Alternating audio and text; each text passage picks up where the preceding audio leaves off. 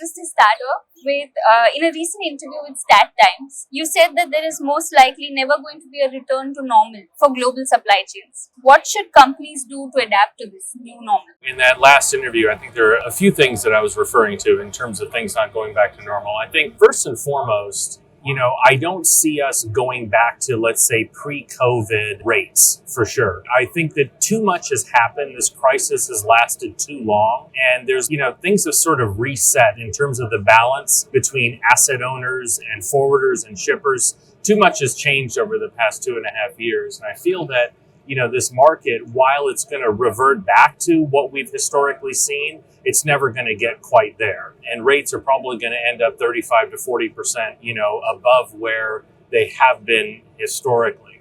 But I think, there are a few other things that have really transpired during this crisis. And I think it really kind of goes back to the shipper. And, in the past, whenever we had a crisis, it lasted for 2 weeks or 2 months, maybe a little bit longer, but we always overcame it very quickly and things sort of went back to the way they were. And this crisis has just been very different. It's been so prolonged. The impact has been so significant that shippers are now questioning how they run their businesses. It was often the chief supply chain officer was the guy who never spoke at executive meetings, right? And now he's the guy, and he or she is a person in the spotlight. And I think that, companies are rethinking their supply chains. There's going to be a lot more nearshoring and onshoring. That's certainly a trend. For some verticals, that's much easier than others. If you're in the retail business, you can pick up a factory, it's basically a sewing machine, and you can move it to another geography. In the high-tech world, it's much harder because you've invested billions in property and plant. But we do see a lot of changes, even within our customer base, in terms of decisions that shippers are making. It's not something that they can change overnight. This is sort of a 3 to 10 year sort of time horizon that companies are taking because it requires a lot of investment. But we really feel this pandemic has changed things. And we think that we're just at the beginning of this. There's still lots of decisions that are going to be made over the coming, months and years that are going to impact supply chains. You mentioned there's been a complete shift in a sense. Can you elaborate on that a little? What kind of... Shippers have just been burned in this crisis, right? They have seen their costs go up 3, 4, 5-fold. They've seen their transit times go up 2 and 3 times, and they haven't been able to effectively run their businesses. And I think that, they've just had to take just step back and relook at how they do businesses, where they manufacture, where they're manufacturing versus where their consumers are. And, I really feel that they're starting to make decisions to diversify that geographic modal risk that was inherent in their portfolio. And so they want to get more multimodal. They want to get, multi-produced in multiple geographies in order to, again, protect against these macro level shocks that have clearly impacted almost every business over the past 2 years. Drawing on that, IATA's recent analysis, considering how the geopolitical climate is right now and the lockdowns that have been coming over, the analysis said that cargo volumes have gone down. What factors can drive recovery over the next few months? If you can just elaborate it. I think this year has been an interesting year. I mean, we've had the lockdowns in China have had a sort of a profound impact on companies' ability to manufacture according to what they plan to. In addition, the consumer is starting to slow down a little bit. Right, we have inflation that's really heated up. You have consumers that are now spending hundreds of dollars more per month just for the basic staples, food, clothing, petrol for their cars. All of those things have gone up significantly, and so the consumer is having to figure out, how much discretionary income they have. However, I think the biggest impact that we faced over the first few months of this year have been the lockdowns in China. And I think that as now China's reverting back, they're coming out of lockdown. We anticipate that by June, things will have returned to normal. There is a lot of pent up purchase orders that need to be produced. So I feel that volumes, at least for the back half of 2022, are going to be quite strong, actually, because, we have to sort of work our way through this 3-month lockdown that they've been in. We have to catch up, and then we'll be in peak season then. And so, we do anticipate a decent peak season. So I think the next 6 months are actually going to be pretty robust, and we're going to see, volumes ramp out. ramp up. I'm more concerned about 2023. I think 2023 is going to be a year where we are going to see volumes start to dip a little bit potentially. I think the consumer is going to be really strapped for cash.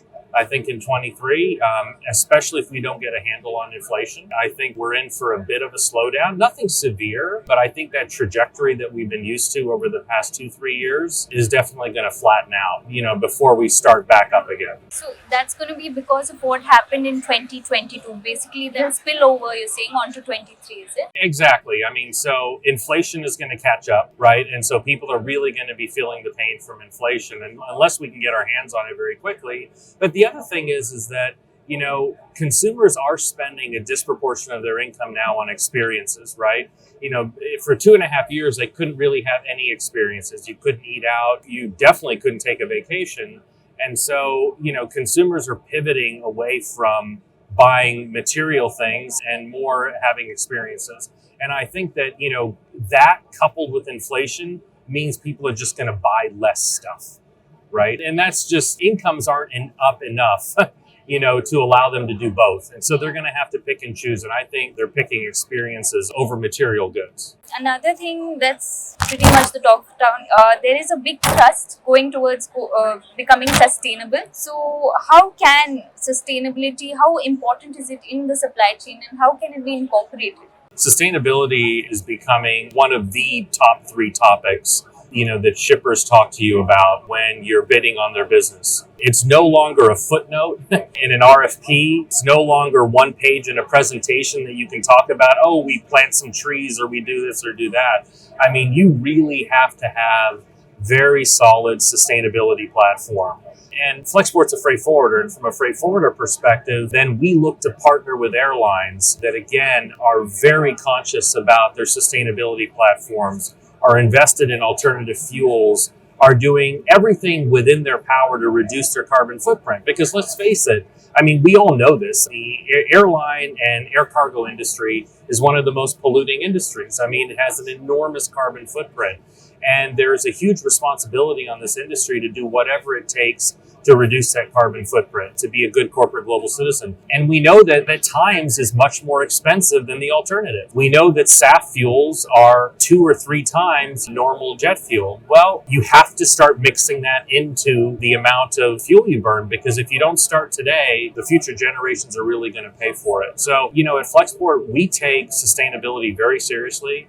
Even from day one, we've had our .org, Flexport.org organization that's been focused on doing good, whether it's humanitarian relief, whether it's sustainability. They're just focused on helping humanity. And I think it is already one of the top things that shippers talk to you about. I think going forward, it's only going to increase in importance, because I don't know one company out there that doesn't have sort of this mandate towards corporate responsibility. And you can no longer just talk about it. You have to show data as to how you're accomplishing it. And, that's hard to do. And you have to partner with companies that actually can help you promote that. And any challenges that come up, when a company is trying to do something sustainable, are there any challenges or hiccups that come up? I think there are tons of challenges. I think the biggest challenge is it's expensive. It's expensive to be sustainable. And when you're already paying high costs for air freight just because of market conditions, when you're adding sustainability on top of it, it's just getting to the point where they can't afford their supply chain anymore. But it's not an excuse not to do it. It just needs to become core to what we do. And if we need to donate some of our margin, towards being more sustainable, that's, a decision that I think responsible shippers and everybody else involved in the supply chain is going to take. Because if we don't do it, we know the outcome. The alternative is really not feasible. It's not feasible. Forget about our generation, for our kids' generation. It's just not a good outcome for them. Also, talking about data collaboration. Yeah. Data collaboration is a point of emphasis that everyone's talking about right now. How does Flexport ensure data collaboration to iron out kinks in the supply chain? Yeah, data is key to everything. We know that, the supply chain, particularly on the air cargo side, is really a series of handoffs, right, between one provider to the next, from the factory to a trucker to a warehouse to a ground handling agent to an airline and then back to a trucker and a ground handling agent in a warehouse, right? And so there's so many handoffs through the chain, and visibility through those handoffs is critical. So it's incumbent on everybody in the supply chain really to invest in the technology, to structure their data, to be able to communicate machine to machine, so that at the end of the day, shippers, but really consumers, have visibility into where their goods are. And data is key to all of that. I mean, it's really the key to visibility. It's the key to good decision making. And honestly, it's something that this industry hasn't really invested in. I mean, we've been talking about this for 30, 40 years. I think really now, for the first time that I've been in this industry, I really see some movement in this direction. I think there are tons of entrepreneurial companies that are really helping push this industry. There are lots of smart people who say, hey, there's a real opportunity to do things differently, to bring a lot more visibility. And at Flexport, we often refer to shine a bright light into the black box of freight forwarding, because it really is. It's a black box. And once something goes in, you don't know when it's going to come out the other end, and you just hope it's on time. Hope isn't a strategy, right? And it certainly doesn't help, your customers when you tell them, I hope something's going to happen, right? You want to prove to them it's going to happen. And so structuring data and visibility is at the core of everything we do at Flexport. And I think we're really starting to make some real progress there. But, it's incumbent on everybody in the supply chain to do it, because if just one company or even 10 companies are doing it, it's not going to help overall, right? We all have to make those investments. Another thing I'd like to talk about is blockchain. Blockchain is becoming the new preferred form of currency. Has Flexport embraced blockchain into their model, and what were the challenges? Honestly, I'm not a blockchain guy. I don't really get the blockchain. I'm not smart enough for that. I think that, yes, I mean, I know that blockchain is becoming more and more accepted. Digital currencies are becoming more and more accepted. I mean, at Flexport, we don't take, digital currencies yet. It's not to say that we won't in the near future, but they're going to have to be smarter people than me, figuring that out, because I'm old school. Also, about data collaboration that you mentioned, I was wondering if there's a kind of regulatory framework which is there in place. Would that help? Would that help with data collaboration for different companies? It can. I don't think we need to regulate our way, to data collaboration. I don't know how much, regulation is going to help. Honestly, I just think that when markets are allowed to move freely, and, I think we get the best outcome. And so right now, there's just a lot of entrepreneurial energy, towards these initiatives. And I really feel it. And so I'm not sure that we need to layer on regulation. I think at the end of the day, regulation just ends up slowing. Some regulation is good. I'm not an anti-regulation guy at all. I think, there's some regulation, particularly in our industry, that's very, very important.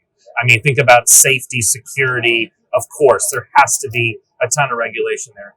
But when it comes to regulating your way towards innovation, I'm not sure that's going to really work. I've never seen that really work in the past. And I think it's just better to let smart people with, an entrepreneurial mindset, let them take charge, as opposed to, governments regulating our way there, because I honestly don't think that'll work.